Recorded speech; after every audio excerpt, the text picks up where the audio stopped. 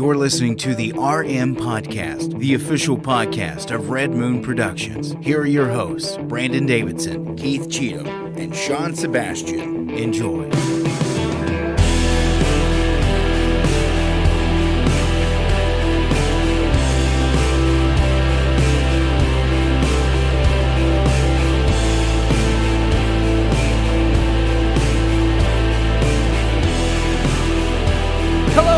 Welcome to another episode of the Red Moon Podcast, live on election night in America. We're your respite from the fray. If you're not furiously updating Twitter or X, whatever you want to call it, or looking at the live news media, you could be watching us talking about movies. Live every single Tuesday night right here, rain, shine, or election night. It doesn't matter, at 9 p.m. Eastern on all your favorite social media outlets. You can catch out the downloadable audio version midnight on Thursdays. I'm one of your hosts, Brandon Davidson, alongside our normal new host, Sean Sebastian. And Keith Cheatham. Welcome to the podcast, guys. Welcome one and all. That's right, we're your break. Just step away. Respite. I love using that. You know where I took that quote from? Respite? Yeah, respite from the fray. No. You know where I stole that from? Where did you steal that from? I stole it from Mr. Feeney on Boy Meets World. Nice. He uses that line. I forget what episode. Feeney was a smart man. He was. And actually, and that's the thing. Again. The character, maybe not the actor, but the character was. I mean, I like the actor. I'm not saying, I'm just, don't diss Mr. Feeney, I'm man. not. I was just saying, I don't know the actor, like, I don't know him personally enough to say he's as smart as Feeney. I know that when he is married to the professor I should say dean. That's his real life wife. That's his real life wife. I always thought that was a nice, not only tidbit of trivia, but I was like, you know what? That's beautiful. You know, he played John Adams in 1776 as he well. Did. Love the it. musical. Yeah, I love like it. that one. But it is, you know, America. Here's the thing.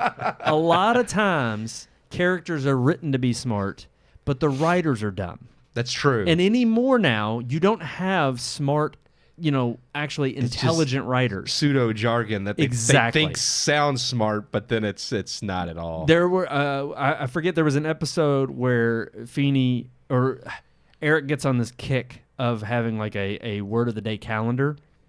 And so he's like sitting there and he's annoying. And this is one of the later seasons because one of the Lawrence brothers and, I need to rewatch the whole series. Lawrence?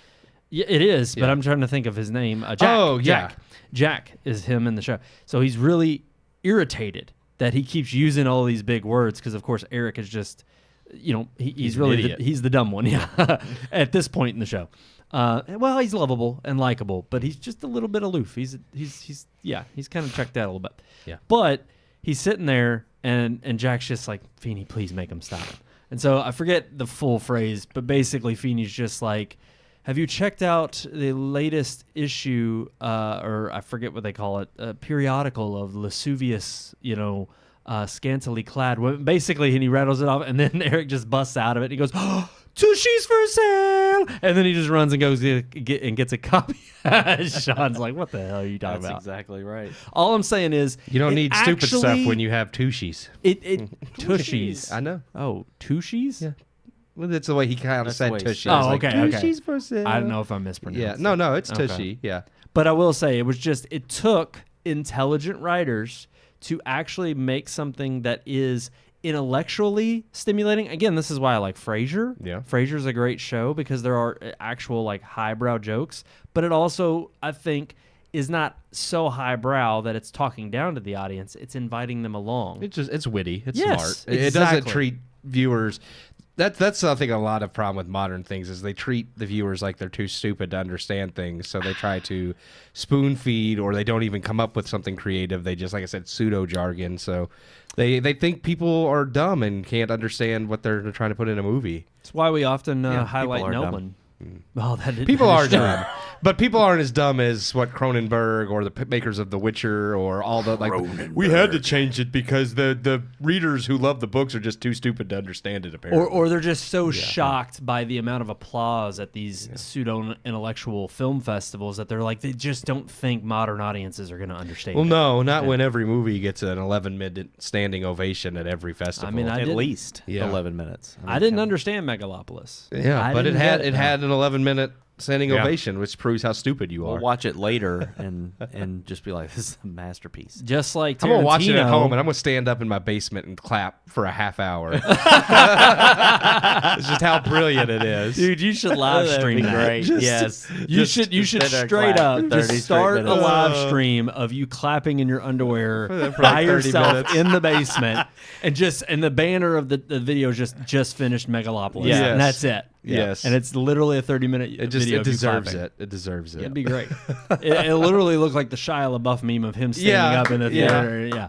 But no, just like Tarantino, watched Joker Folie à Deux, and he got it. Oh, he loved it. He loved Yeah. it. Yep. Loved it. He loved the fact that Todd Phillips basically said "screw you" to everybody. That's he thought right. it was hilarious. That's right. So yeah, we're going to talk about that a little bit and how Tarantino doesn't want to watch other films that are getting critically praised and shows. He's as a tired matter- of remakes, and it doesn't even matter if they're good. He's too morally, intellectually superior for that. Yeah, that's right. So we're going to talk about that. We also got RDJ clapping back on AI, saying "Ain't happening." Yeah. Ain't happening, Captain. Nope. Yeah. He's going to destroy his own legacy by just being whatever Marvel wants him to be. I rolled my eyes a little, but not at his opinion that he doesn't want to be brought back. But yeah, we'll get into it. Yeah, we'll talk about that in our headlines. But we do have a movie review. Yeah. There was really no big one on the block this past week. No, not Because really. the newest one that came out here, Yeah. a return of Robert Zemeckis, Tom Hanks, and Robin Wright, Yeah. flopped Yeah. It horribly, flopped horribly. at the box Yeah. office. I don't think we fully decided, but we might review that. We've looked at some Thinking about it. screeners. Yeah. I'm intrigued They still. advertised that as better than Forrest Gump. No way.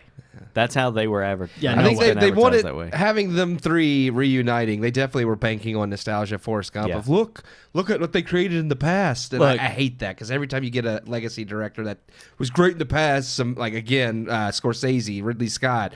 I won't even count Cronenberg. He was never good. Maybe the Fly. He was good in the Fly. Fly, That was yeah. it. That was it. Possibly, I'll say, look, maybe since Elvis, which really wasn't that long ago, but Tom Hanks is phoning it in now. Oh yeah. And, yeah. and granted, look, the guy's got a legacy and a hell of a catalog, but somewhere, probably post Charlie Wilson's War, you could just you could say I forgot about that movie. Tom Hanks has hung Yeah. it up. It's done. Yeah. Yeah. He's done. I mean, really, it's like he's not a Bridge of Spies. No, definitely not who he was. I forget. What was his name in Elvis? Who did he play? He was his manager, but I don't forget remember. that the he name. forgot had the guy's some name, though. He had a terrible accent. It was awful. His last good role was Toy Story 3. Yeah. Which is sad because that's and you're talking about Toy Story 4. That Post that. off the top of my head, that's the last like solid role I could think of Tom Hanks doing. Yeah. Fair enough. Yeah. So we didn't review here. We didn't. we're thinking about it. The movie we ended up going with, I don't know if we made a better choice. I don't think so. I think we're all on the same page for this one. Then It's like literally, if this was all there was, then that's just. It was a this dead week week. sucked And I for may- movies. and honestly, I think I was a little kinder on it than I should have been. But I mean, it was just we'll get into it for sure. We'll definitely talk about it. Of course, I don't even know if this was a huge release. It actually came out. it was a on Prime original. It was just Prime. Yeah, it was. Prime. Okay. Yeah, they released straight on Amazon but Prime. it came out like last month, like October 10th. Yeah, it's Yeah. it's It's been newer. on for a while. They dropped it. Like it's been about a month, but yeah, it Yeah. went straight to Prime, made for Prime. You would think with the heavy hitters like Peter Dinklage, Josh Brolin, Marissa Tomei, Yeah. Brendan Fraser, Glenn Yeah. Close. Glenn Close. Yeah. I love Brendan Fraser in this movie. I though. will. I think it was funny. It's so funny to see a weird like return to form for him, Yeah. especially after like post The Whale and Whale, his yeah, Academy yeah. Award. But Right, I'm yeah. just like, I think he was the only one that like understood to be comedic, but at the same time, the material he had was just but like he's also the same person. I mean, Yeah. he's the same comedic person in this role that he's been in other stuff that he was sure. in The Mummy. Yeah, But look, the movie we're talking about is Brothers. yeah. On Amazon Prime. Without further ado, let's just roll the review. Here's our review of Brothers. The following is a review by Keith Cheatham. All Hallows Eve has passed and the spooky season is over. The golden glow of fall is upon us with Thanksgiving around the corner. Now is the time to spend with friends and family and thankfulness and fellowship. This week's review is a perfect Thanksgiving kickoff that encompasses family, reflection, and forgiveness. Brothers, an Amazon original starring such heavy hitters as Josh Brolin, Peter Dinklage, Brendan Fraser, Marissa Tomei, and Glenn Close. The unrivaled, carrot-munching, brilliant Glenn Close. No film in which Close graciously deigns her presence to the masses could possibly be bad, could it? On top of a cast of award-winning actors, the plot is a brilliant twist of twins meets heist film. It will surely be the only film anyone would ever want to watch for Thanksgiving. Directed by Max Barbaco, Brothers is a movie about brothers. Twin brothers, to be exact, Moki and J.D. Munger, played by Josh Brolin and Peter Dinklage, respectively. Much like Arnold Schwarzenegger and Danny DeVito before them, part of the comedy is in Dinklage and Brolin as twin brothers, only there's a twist. They are also thieves, from a long line of redneck thieves and criminals. At the age of 12, Moki and JD's mother, Kath, and her boyfriend disappear, attempting to evade police with valuable emeralds. Neither they or the emeralds are seen or heard from in 30 years. In the meantime, Moki and JD grow up to continue a life of crime until caught during a robbery. Moki escapes and JD spends 5 years behind bars, and Moki spends 5 years turning his life around and starting a family. When JD is released from prison after cutting a dubious deal, he enlists Moki on one final job to ensure his freedom, but his true intentions will become a point of contention as Moki desires nothing more than to turn a new leaf. Brothers is an interesting concept if nothing else, and with a talented cast it could have been a quirky sentimental dramedy. Despite that, Brothers is a meandering mess that relies solely on star power, with Barbaco hoping that putting the actors who tend to be more high profile in a hangover-style comedy will be enough to be hilarious in and of itself. Sadly, the plot is rather dumb, and the jokes often are too. I'm not saying I never laughed, but the moments are few and far between the longer the film went on. Brolin and Dinklage do have good chemistry together, and both have proven themselves actors capable of eliciting emotion and drama, while in turn both having also proven themselves adept at comedic timing in past roles. Together in Brothers, these talents squeak out here and there despite the terrible material they are given, and sometimes the jokes are just accidentally clever and dumb enough to be funny. Brolin and Dinklage's charm and chemistry can only take the film so far. Devoid of any real depth, Barbaco attempts some sentimentality between the Munger family as they learn to forgive, give second chances, and attempt to live happily ever after on the straight and narrow, except the characters don't earn their second chances or happily ever after. There is some hollow talk about second chances and characters go through the motion of reflection in their actions, but at the end of the day, none of them truly change, nor pay for their crimes. Brothers wants the Mungers to be likable, and for the audience to root for them, even making the main antagonist a corrupt cop, so as to somehow justify the leads breaking the law as well. But ultimately the film ends with terrible people only learning to be less terrible to each other. Somewhere within Brothers was a funny idea, based on familial sentiment, but by the time the film gets to Brolin having a sexual mishap with an orangutan, I had checked out, and the movie never recovers. It could have chosen to focus on the actual humanity of the characters. Two brothers reconnecting, abandoned by their mother, one starting a family, the other learning what it means to earn grace and be part of a family, all through the mishaps of a misguided con job. Instead, the characters learn little, the acting talent is wasted, the jokes become tedious the longer the movie goes on, and the story just never delivers. I give Brothers 2 out of 4 stars. Well, there you have it. 2 out of 4 stars. It's not good. It's not a good 2. No, it's a low 2. Well, like I said, I might have been a little bit nicer because I did understand some of the familial sentiment they were going for, especially at the beginning. Like, honestly, from the start, I was okay with it. I was like, it's not the best, but it's funny, and it's trying to have some heart.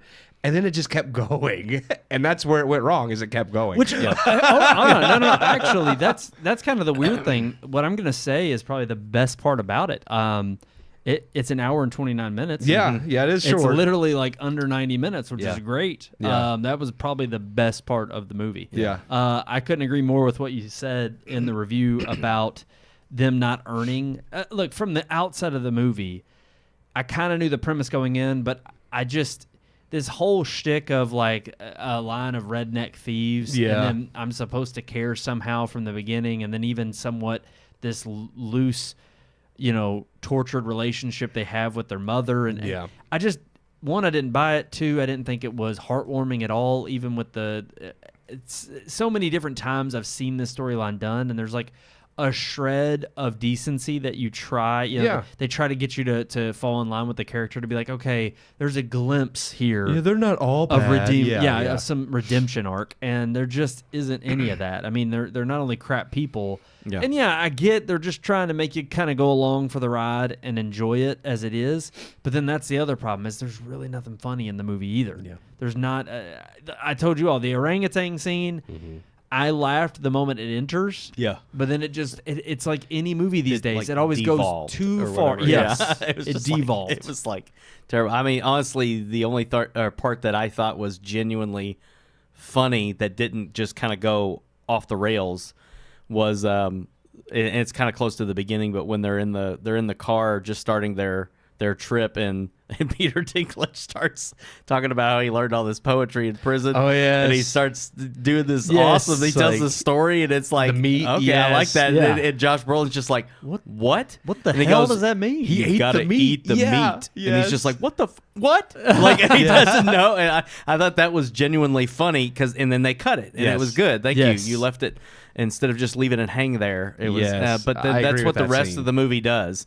Is just every funny moment was drug out so ridiculously, or it got too crass, or even with the orangutan, it went down the sexual road. And I'm like, this is what happens when jokes fail. Is you try to take it too far to make it seem comedic, and it actually ends up doing the reverse, the opposite. It makes me roll my eyes and think, really, you couldn't come up with any other like fifth grade type of humor like it. So that, plus the writing, and stereotypical from start to finish, very cliche. It's pretty We've predictable. seen this before. Right. We've seen how many movies where either friends or brothers are at odds because one does this and always gets the other one into this trouble, and then they want to help each other, and then it ends up playing out the same way. It's this is all your fault. I should have never done it. It's like, how many times have we ever seen a movie like this? And it's like so very cliche, generic, all of it. Like, I've seen this plot, like you said, it's literally, they just took the idea of like twins with Arnold Schwarzenegger and Danny DeVito, and then they just took the other Brothers movie. Yeah. Well, that's what I'm saying.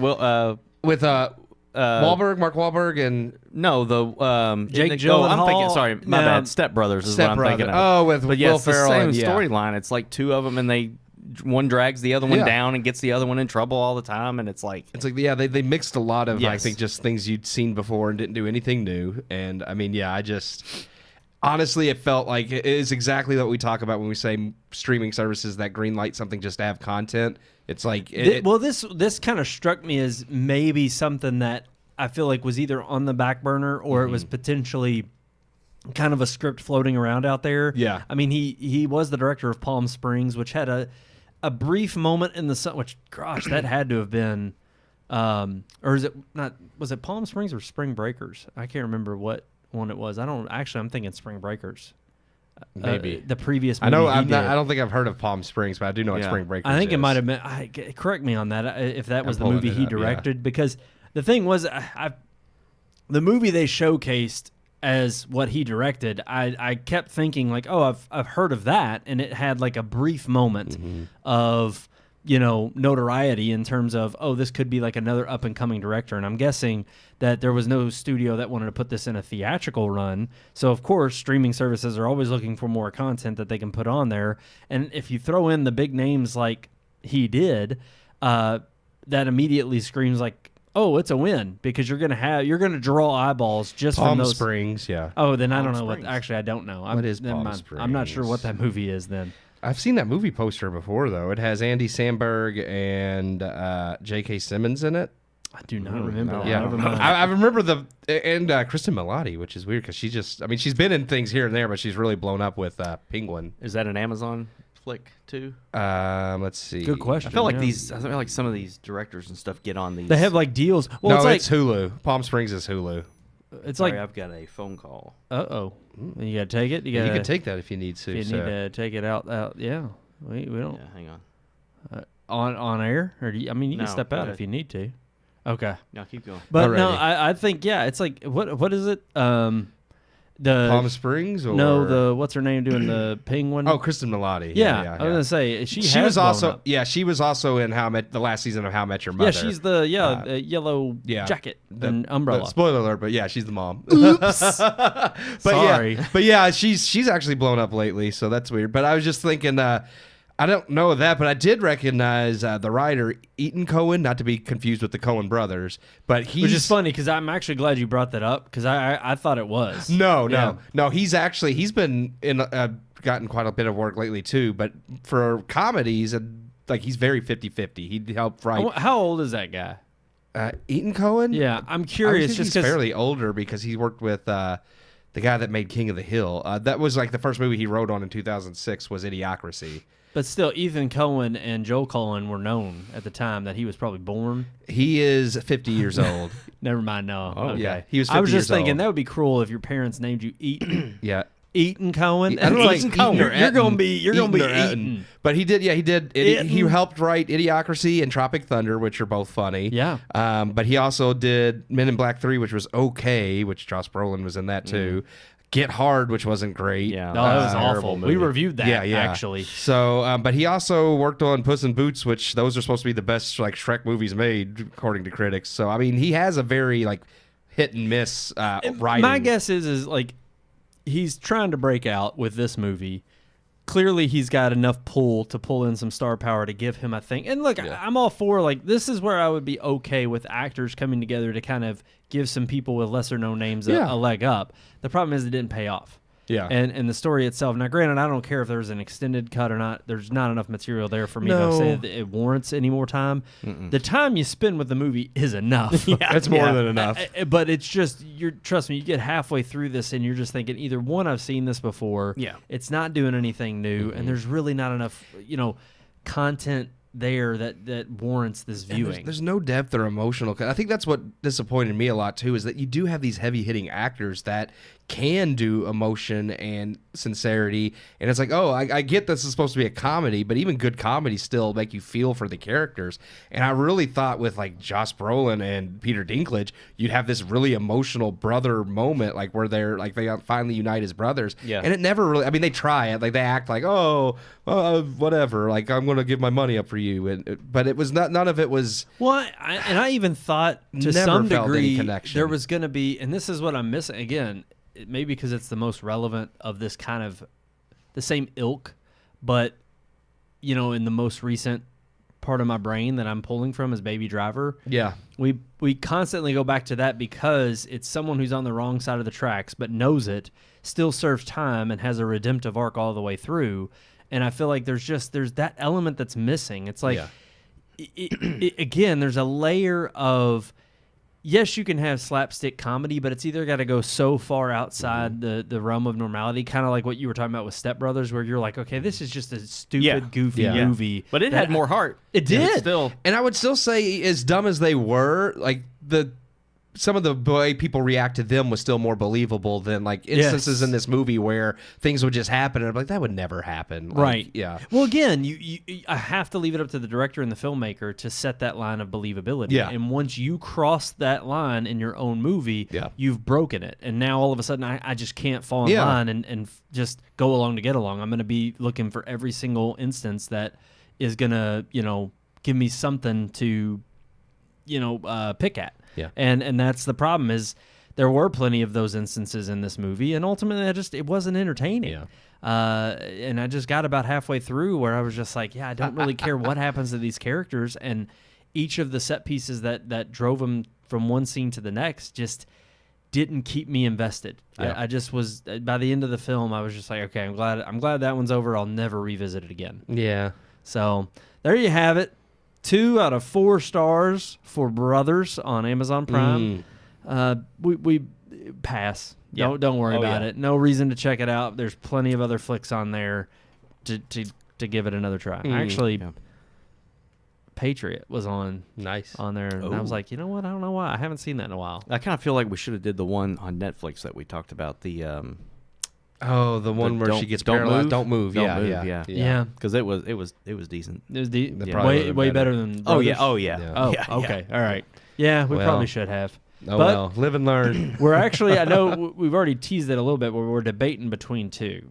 Maybe, I don't know, if we get some viewers out there who aren't, watching election they results could throw roll in. some suggestions in there. That's what my father-in-law was calling me about. Oh, he's watching? Yeah, he's watching. Big news or something to break? Well, I don't. We don't have to talk about it. We don't have to talk about it on the show. Yeah, we don't have to talk about it on the show. Yeah. We're here to be a relief. Yeah. But no, we, what is it? We're debating on whether or not to do Here or Juror Number 2, which is Clint Eastwood's. We brought that up on the show last week. Yeah. It's Clint Eastwood's last film. So, if you got an opinion, maybe lay it in the comments, and we'll figure out.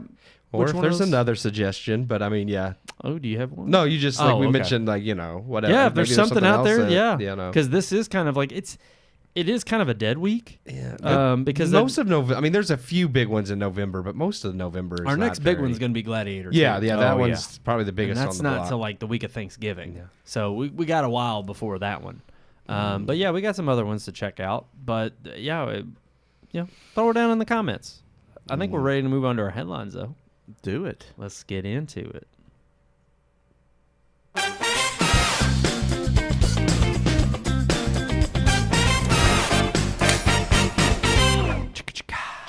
Pow, pow, pow, pow, pow. Pew, pew, pew, pew, pew, pew. It doesn't work. Dang it. I was hoping I would get it before. All right, hold on.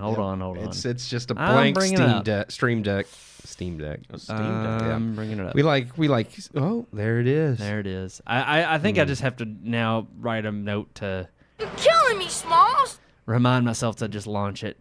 Just be launching. The funny thing it. is, every now and then it just works. I know it's so random. Every now and then, But it has, I will say, in the last few weeks, it's consistently needed me to launch the program. It used to not matter. It's just like Apple. It just works. Every now and then it just works. Now it never works. No. And Apple is now, it just breaks. Yeah. That's who they are. Well, now. the Stream Deck hasn't gotten that far yet. It's only on the it just doesn't work phase yet.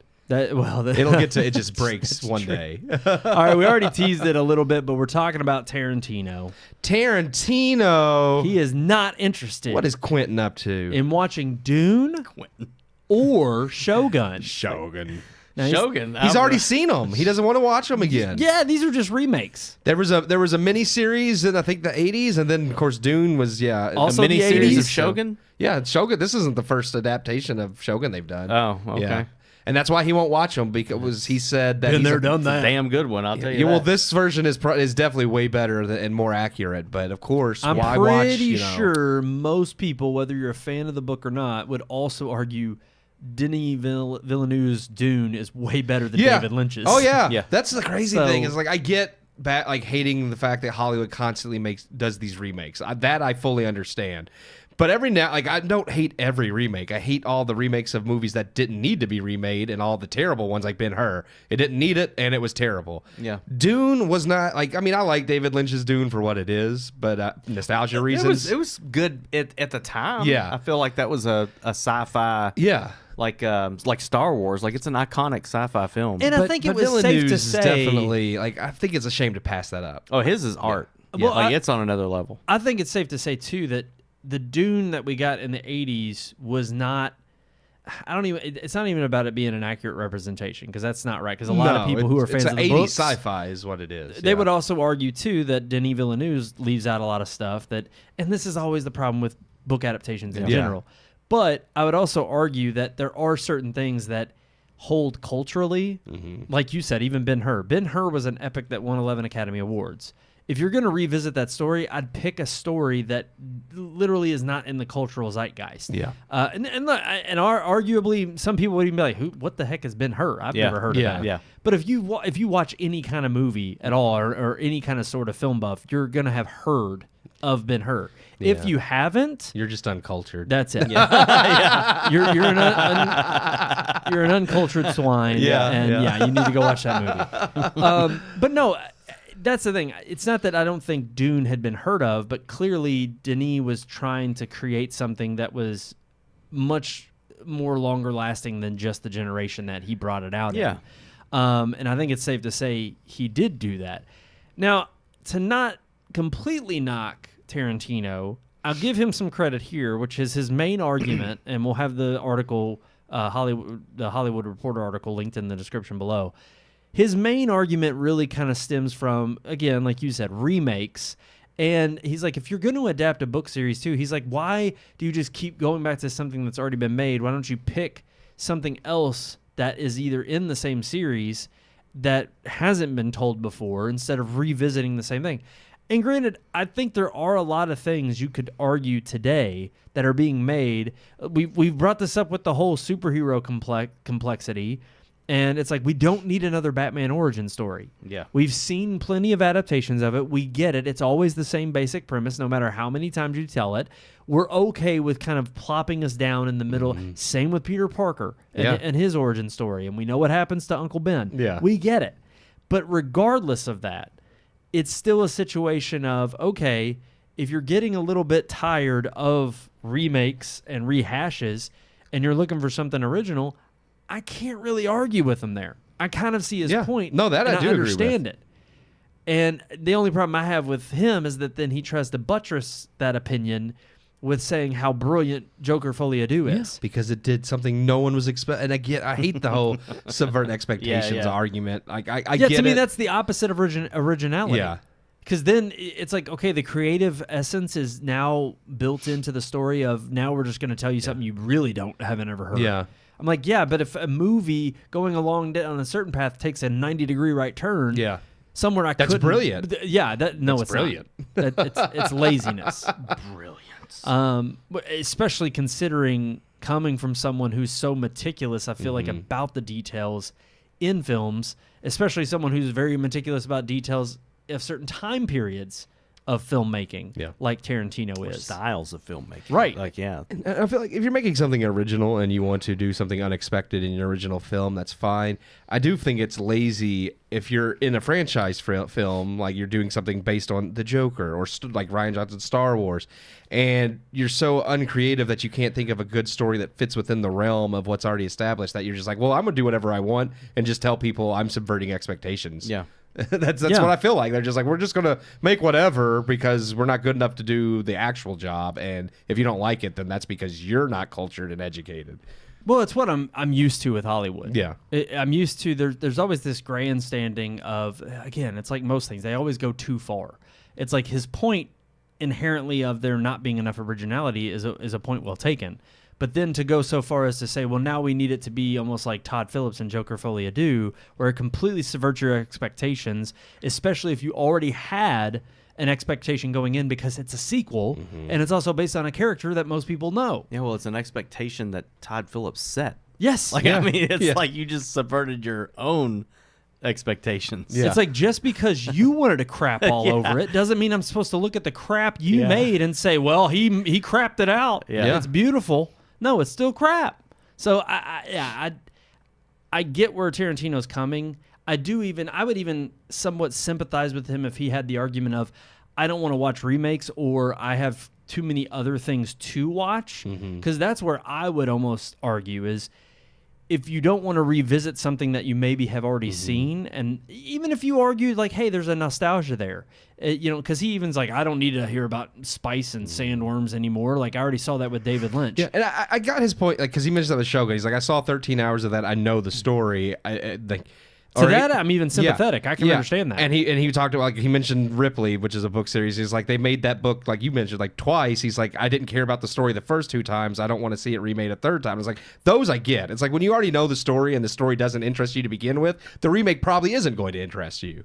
100%. Yeah. And to me, the only category where I've maybe seen that work well is in video games. Yeah. And that's very particular because it's a different experience when you play it. And also, you're talking about vast, huge amounts of technological differences between some of the originals and the remakes. Whereas with these movies, again, sometimes, like, I don't think anybody would argue that you could create spectacly a better RoboCop nowadays, but would have the same heart that the original has. Yeah. Absolutely, it wouldn't. That's why the original holds up so well. Does that not mean Terminator? There's plenty of moments in that movie where you can tell it's a claymation type, dummy that they use, or robot, even a stop motion in the first movie with the full is it T-1000 in the first one? No, that's a T-800, I think. Yeah. What is it? A T-800, I think, is the original, Is or it? the Okay. the Schwarzenegger one. Yeah. But it's like, when you see that, yes, it's outdated, but the story and the movie itself still holds up extremely well. That's what's endearing about it. The same way that even Peter Jackson talked about when he did the 4K remasters. The opposite of what George Lucas did when he tried to bring the original trilogy from VHS into the digital realm. Yeah. And it was just like, you don't go back and recreate part of what the beauty of the original work was and know that it holds up. Like, that to me is something you want to preserve. Yeah. And still what makes the original, that I can see from Tarantino's perspective is an argument worth having. What I don't like is if it's like, oh yeah, I just don't want to spend my time on this because it's a remake for remake's sake, but yet at the same time, like, I'm willing to then go see something that is crap, but because it completely subverted my expectations, I'm now going to roll or it it's as a original. piece of art. That's right. Now, see, I just think, like, especially with Dune, I'm having seen both of those, and I'm still only about halfway through the book. It is it Denis? Denis Villeneuve. His way of telling the story is better than David Lynch. I mean, it is. It's longer, but he took the same story. I don't see it as a remake. It's a better telling of the story than the 80s film. Yeah. And so I don't look at that. The same thing with Shogun. I haven't seen the original series. Yeah, I haven't either. But having seen this show, I'm just, my mind is blown by how accurate it is to feudal Japan. And just I'm looking forward to more of it because I think they are going to carry it on a little bit further.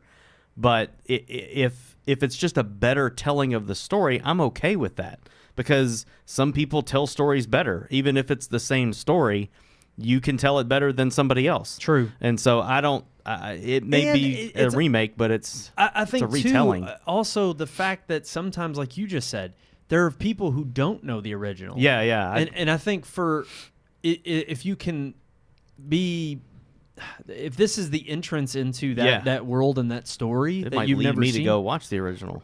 True. And there may that's- be times where you can say, okay, but this is also for a new generation. Yeah. And I don't think that's necessarily bad. Now, again, I think there are those that are timeless classics, but to me, those are once in a generation. Yeah, right. That's why Lord of the Rings can't be remade. Yeah. But at the same time, I also think that's why because they're held in such high esteem, that has to be something that's organic. And so I don't blame Tarantino for being like, oh, I've seen the 13 episodes of Shogun. That's what lives in my head. I don't need to re-see it. Yeah. Cool. Fair enough. It's just, if you were to back that up with, but hey, if you want to enjoy it, and I think he would. He wasn't really speaking on this point. I don't think he would belittle people who want to enjoy it. But I do think there is this air of, and this propensity of people in Hollywood to kind of not only sneer at it, but being like, I don't need to waste my time with that because, especially Tarantino, he comes from this perspective and this attitude of, I know film history. Yeah. I know all about filmmaking, and I've studied it, and I put it in my films, and I have all these little nuances because I know that, so much on a deeper level than other people. And so then there's this kind of sneer that he has in the way he talks about it. Like, I don't need to waste my time with that because I already know the real art. This is just an imitation now. Yeah. And I just get tired of that. He acts pretentious about it, but then it's funny because when you look at all his movies and the movies he loves that he pays homage to, like when you hear him talk about those movies, like some of like the old kung fu movies and blaxploitation movies and stuff, he's watched those movies over and over and over and over again. Yeah. So it's funny for him to like, I've seen this movie 100 times, but I won't watch Shogun, the new version, because I've already seen it's like, just say you aren't interested in the original, so you don't want to see the new one. That's the honest point. Yes. Yeah. But you're being pretentious about it rather than just saying, I don't care enough about it to want to see a remake. Yeah, exactly. 100%. Because like I said, we know you've seen other movies over and over and over again, so it's not rewatching the same material because you do that. Like we all revisit things we love. Yeah. And I also do hate that there's this idea, especially with giving props to Joker. Because I mean, look, I'm a huge Hideo Kojima fan, no lie about that. As far as like even just in the video game space, he is technically kind of considered a video game auteur, you know. And granted, we've played his stuff, we like it. I mean, I love the Metal Gear series. I'm a huge fan. It's you know what to me brought cinema into gaming. But it's hilarious because I'm like, he'll do movie review posts on you know his X account, and he'll post them on there, and he had some good things to say about it. And of course, one of the comments was kind of halfway joking and being cheeky, but he was just like, Kojima liked it. Maybe I missed something, you know. And it's like there's this air about these people who are somehow the Praetorian Guard of what I should and shouldn't like, and I'm like, look. At the end of the day, if you didn't like something, filmmaking or films and movies in general are subjective. Yeah. You don't have to agree with someone's take just because you think somehow either they create something that's far better or they like something that is considered on mass wide appeal, or they got something, I must have missed it. It's like, no, sometimes, you know, it's just like me joking around about Silver Bullet and how much I like that movie. Yeah. Because again, there's some nostalgia there, but there also are times where I can defend it in such a way that other movies that are made today are crap and they don't hold up well. And some people could look at that and say, but you're defending that one? Yeah. Again, that's the beauty of this space, is that we don't all have to like the same thing. No, yeah. But I do think it is funny because there's a lot of times, especially today with social media and how things get amplified, you're kind of pigeonholed sometimes into liking something that other people have told you from on high, these elite attitudes of like, no, this is art, this is good, you just don't understand it, or oh, you better get on the right side, like you better get on this, you know, this path because you know you've got to be told like, oh, this is good and I enjoyed it. You know, just like with many of like the more political angled films, again, if you don't like it or you don't understand it, it's like, well, that's because you're wrong or you're evil. Exactly. So it just it gets tiring. It works that way too. Yeah, it does. It gets tiring throughout just to have, again, like the elite, the rich in Hollywood tell you that they know better than you, and if you don't like what they like or you don't think the way they think, then that's because you're wrong or have a problem. It just, audiences are tired of it. They really are. Right. Don't talk down to me. Yeah. You know, inform me in such a way that, again, if you intellectually present the ideas, we've spoken highly of Nolan, and where possibly I was critical of Oppenheimer because I felt like it dropped the ball.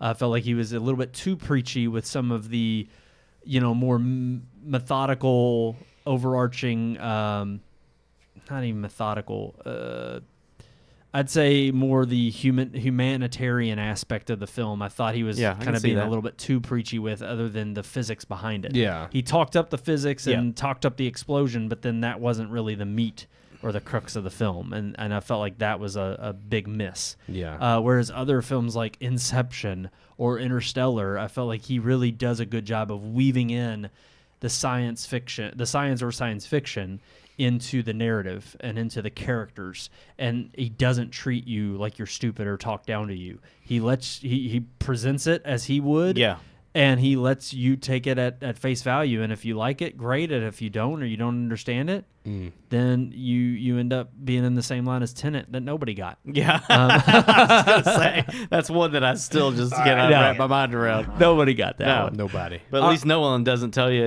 you're stupid for not being able to understand it. Exactly. He usually explains it, and it's like, oh yeah, I get that. Yeah. Yeah. Nobody got Tenet. Yeah, no. I don't think Nolan fully got Tenet. I mean, he didn't come out and explain that one. He was just like, I tried.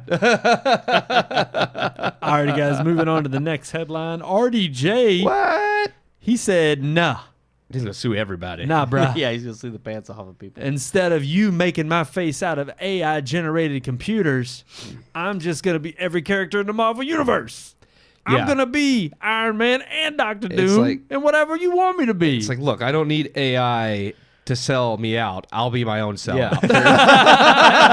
100%. I think that's what made me roll my eyes, because when they asked him and they said, "You're not worried about Disney and Marvel wanting to do that," he's like, "They would like. I know like the higher ups there, and we're Yeah. very. Oh, yeah, we're- he knows people. He was like, they would never do that to me, and that made me roll my eyes so hard, because I was like, I guarantee you, in a minute, if you died and they legally could, they Yeah. would not give a crap. They would. 100%. He is nothing more than a cash cow. He could Absolutely. say all Yeah, he that's wants. all He he is. knows several of the higher ups at Disney and Marvel, and they have a like, good personal wait. relationship. But we can get RDJ and pay him a fraction, his estate, a fraction of the price.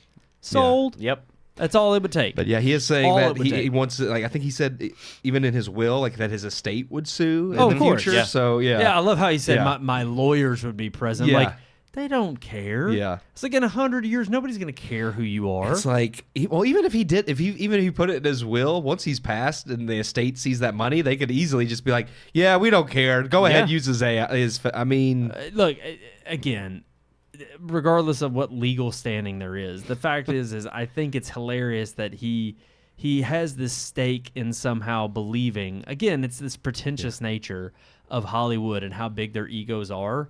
And I'm not underestimating the fear throughout the no, industry. I get not want, like, after you die, I get not wanting your face plastered on random things. Well, Yeah. especially things you can't control. Yes. That's the idea, is that you won't be able to control how your likeness is being used. Yes. And I totally understand that, Yep. especially for established, actors. I think the problem is that when you have this type of celebrity out there, yes, you may have that. He may be able to write it in his will, and his will may be some legal binding document that keeps them from doing so. Okay, so be it. Yeah. Well, they don't need RDJ anymore. Yeah. You're literally you're forcing the hand of Hollywood to turn ever so quickly into creating, literally out of thin air, out of ones and zeros in a computer, the likeness of a celebrity that has never existed, that nobody can tell apart. And there is coming a day when there is going to be something on screen that is 100% made up out of computer imagery, and you can't tell the difference, and you get the next Tom Cruise. Yeah. And guess what?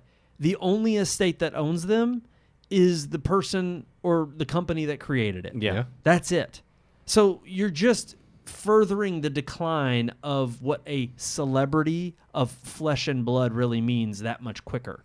You'll have celebrity of what we already get in terms of what society and cultures are already infighting about with regards to social media and how fake it is and how you get these manufactured, ideas of what you're supposed to be in society because of what you see online.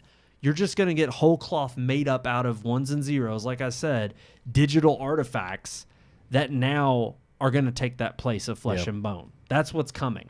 And he's just ushering that in by speaking so, him and everybody who struck on this matter. Because the podcast he was speaking on specifically brought up the fact that, the voice actors in the games industry right now are on strike because of this. The same things that supposedly were what they struck about last year. And I just think it's absolutely insane to think that you're not going to see ramifications. But this is that also selfish mentality that Hollywood has of not only from the celebrity perspective, but just in general of thinking they're the only gig in town. It's like, sorry guys, you're digging your own grave right now.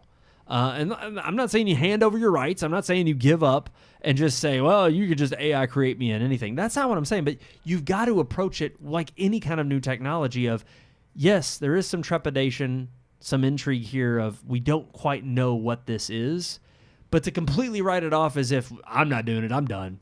Like, okay, well, your legacy's only going to last as long as you do. And once you're dead and buried, guess what? Your likeness is...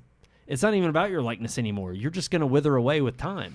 You're not going to be remembered at all. You're not going to have a legacy. Yeah, sorry, I rambled. That's on it. No, that. I'm in agreement, so I don't really have much else to say. I said what I mean, I that's- said.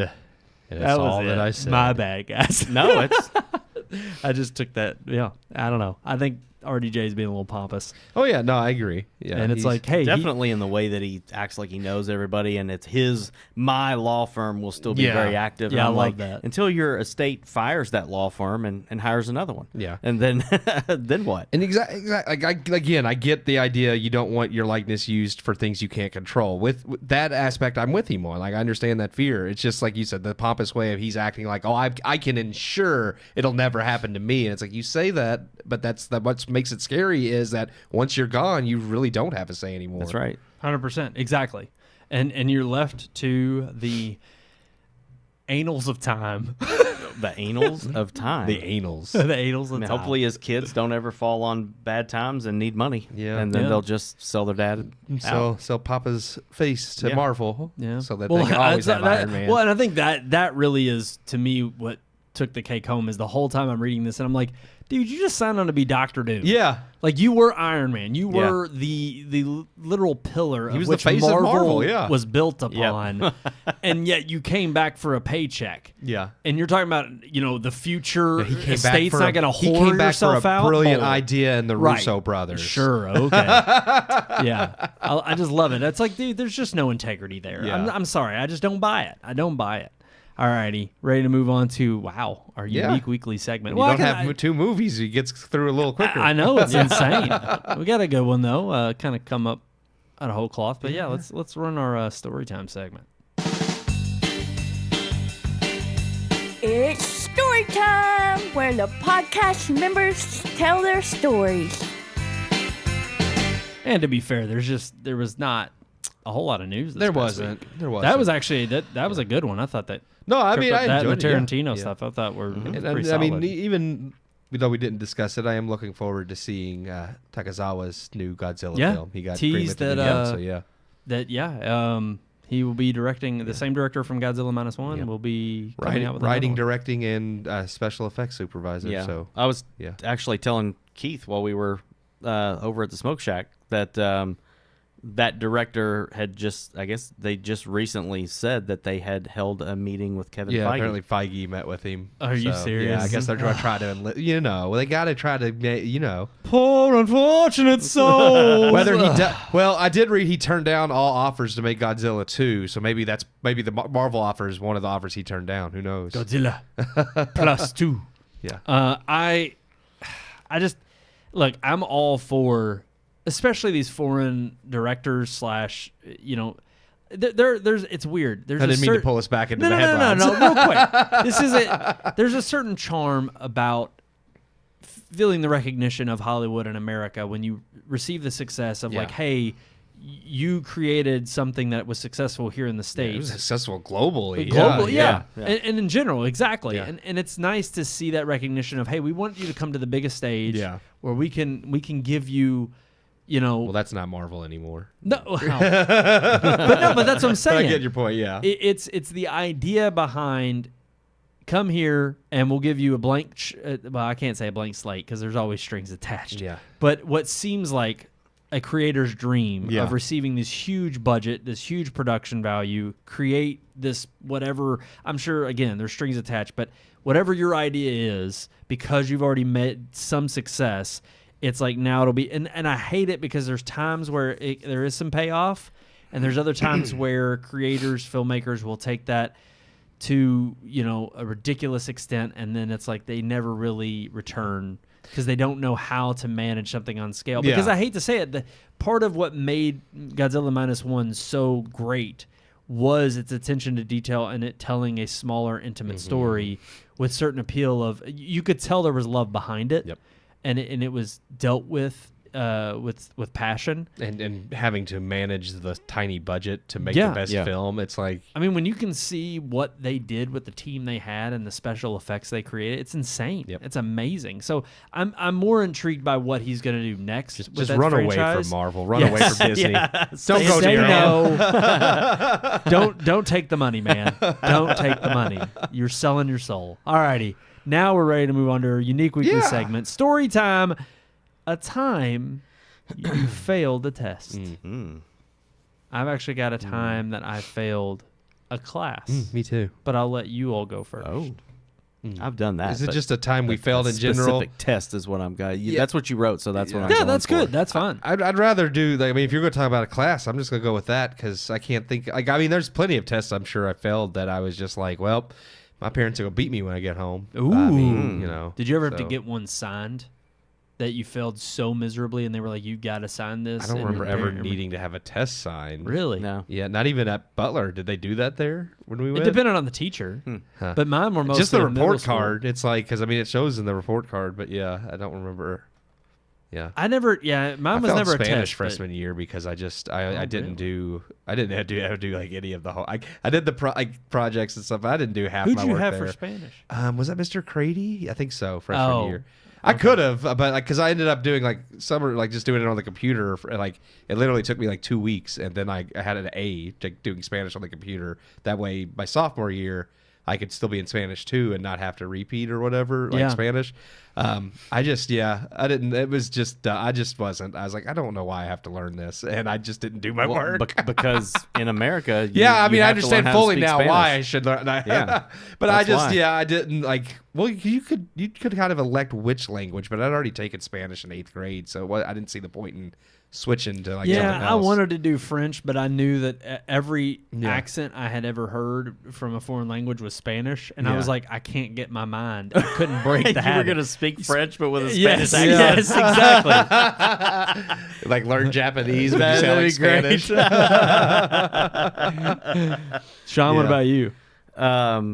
So I failed a test as an adult when trying to get a job. Oh, And this Well, that's one's a good this one's story, crazy because yeah. I tried for probably 2 years to get on at GE, okay. and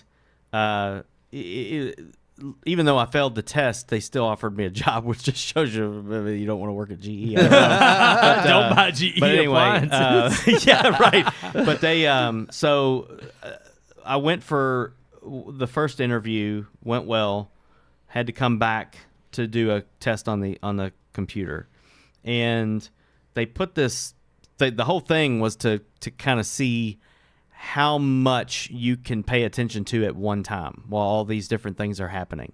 And so on the computer screen, they literally have about 12 different gauges that all have like a blue and a red, and you're supposed to keep the gauges in the middle. Mm-hmm. And each gauge has a different key on the keyboard that you press to make the needle go back and forth. So you've got these 12 gauges, and you're supposed to be looking at all 12 of them and monitoring them and hitting X to make that one go back, and then hitting P to make that one go back. And I just blew the whole plant up. I mean, that's what it was. Homer It was like Simpsoned to it. see if you can monitor all these gauges, and my ADD would not allow me to look at all these different things. And so I'm looking and I'm trying to keep them. I think I kept about 4 of them alive, but it was like a huge fail. And when I went for the second interview, they brought it up, and the 2 guys that I interviewed with just straight up like laughed about it, and, and they were just like, yeah, this one was pretty, like everything else I did, all the other stuff, like these mechanical things, and I got it all right, but this one thing was just so bad that they literally they were like, you got 100% on this, you were 99% accurate on this, and then they show this one and it was like 24%, and they laughed. They were just like, this is such a huge difference, we're just going to chalk it up to this is just one Nerves skill or you don't something, have, or yeah. nerves or whatever. But no, it was really funny because I'm sitting there doing this, and I'm sitting here thinking, if I don't do this, I'm not getting a job. And it ended up I didn't even take that job. So it was just a funny thing. I was a nervous wreck. I was sweating bullets, and there's bet. other people in the room sitting at these workstations, and I'm like looking over at the other people that are doing the same thing, and they look like they're doing fine, and I'm just bombing the whole thing, and it was just a very like nerve-wracking I've heard that thing.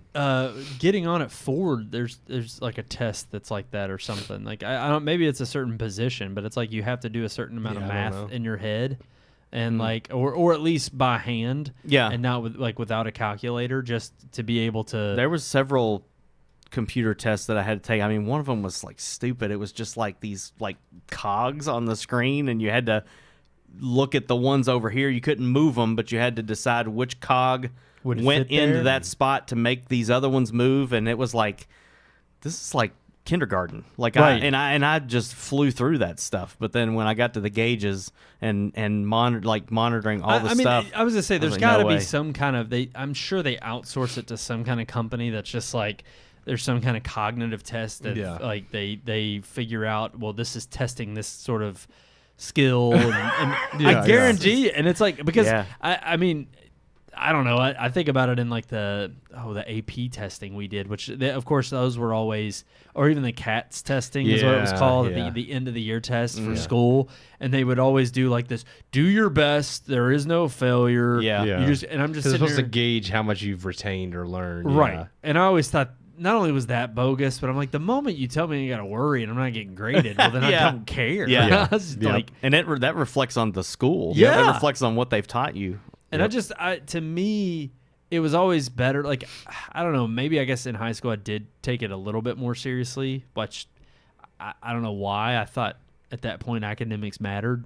And I mean, they did to an extent, but it was more like, no. That was my, like, I didn't fail, like, a lot. Like, I always tested well. Like, that was my thing is, like, tests. You just I didn't would want to ace. do the work. I just, when they gave me homework, I was like, I did all the stuff in class. Yeah. I passed all your tests. I don't want to do this homework. I Which is not good. Like, I'm not proud of it. I'm just saying that was my mindset. I was like, I get A's on all the tests. Why do I need to do your stinking homework? Yeah.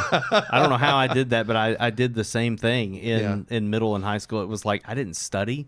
I didn't do the homework. I didn't take it seriously, and then they flop a test down in front of me, and I aced it. Yeah. And I don't know how. It was just God was on my side. It was like it was just sheer. It wasn't luck. It Or was you were able to retain it. And I mean, I get it because some people, the only way they can retain is repetition, and that's where the homework comes in. But I do think, Well, and I also think there were differences Yeah. between teachers as well. True, There were true. teachers who taught. Yeah. And they actually, like, they would teach you how to think Yes. as opposed to what to think, or they would also not teach you towards a then test. there's ones that said, just read what's in this book and Right. remember it. Right. Or, oh, you're going to read this chapter literally word for word and fill out this sheet and find the info. And I'm like, this is not helping me retain any of this. Yeah. This is busy work. Yep. And it's just so that I can sit here and shut up for an hour and then you can just check it off and grade it that way. And I'm like, yeah, there were actually teachers you always knew the difference. But no, a time I failed a test, and it's interesting, or a class.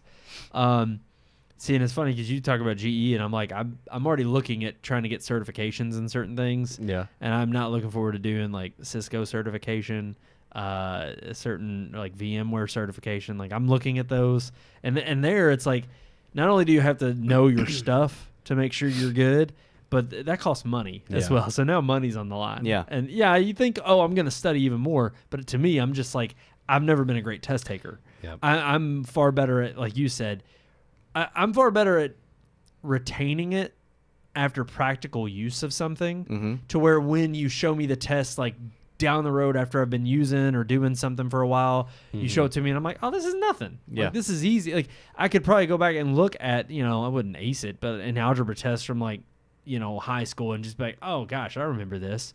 And now actually math was one area where I did pretty good. I was actually, to me, it was very just simple. Like you told me the concept and I just picked it up.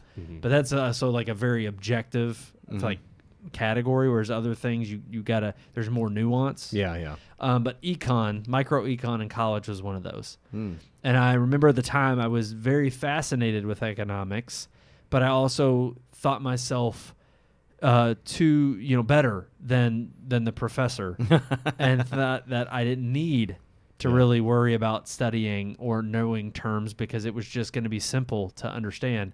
Yeah, that didn't work.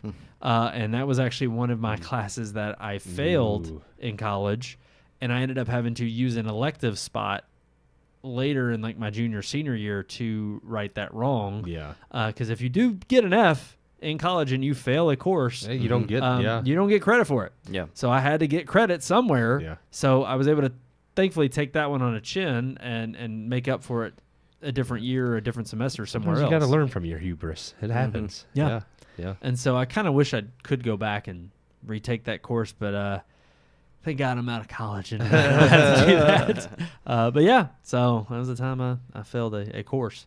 There's probably plenty of other tests that I failed and didn't think. As far as the report card goes and having to get those signed, I do remember getting in trouble because on my middle school report cards, not only did you have to get them signed, but they would give you numbers at the bottom of each class that corresponded to something on the back that the parents could flip over as like a little metric. Yeah. And they'd be like, oh, 3 was great effort in class, 4 good question asking, or something like that. You tell you kind of like a key, right. And and I would always get talking, and it was always the same class, same teacher, and my mom would get pissed at me, and she was like, if I gotta come up there and sit next to you at a desk, I will. You better stop talking. Like, she got mad. Stop talking. And I just couldn't. Was there a girl in that class that no, you liked? It was my buddy Ron. Okay. And I hate to say it, but we did not talk that much.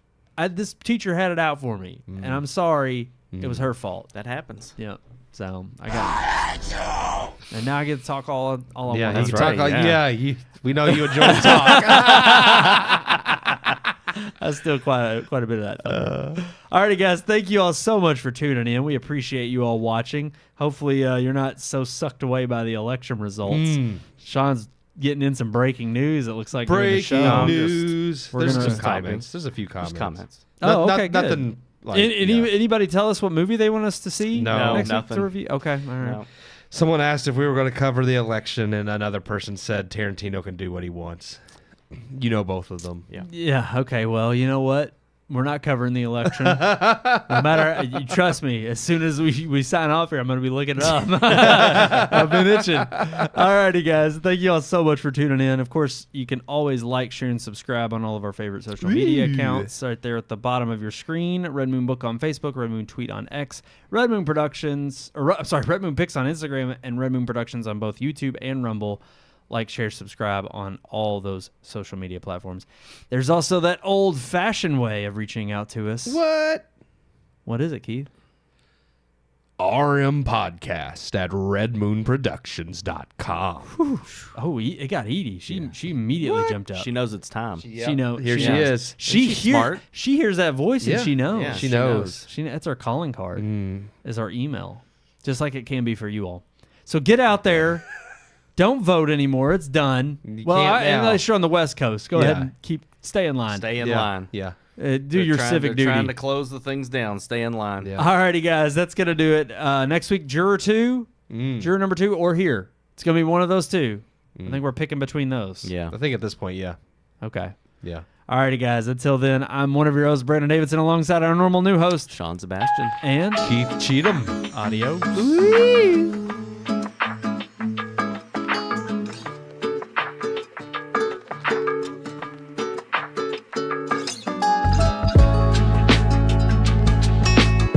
Hope you enjoyed this week's episode. For more reviews, previous podcast shows, and everything Red Moon, visit our website, redmoonproductions.com. You can also like us on Facebook or follow us on Twitter by searching for Red Moon Productions, LLC.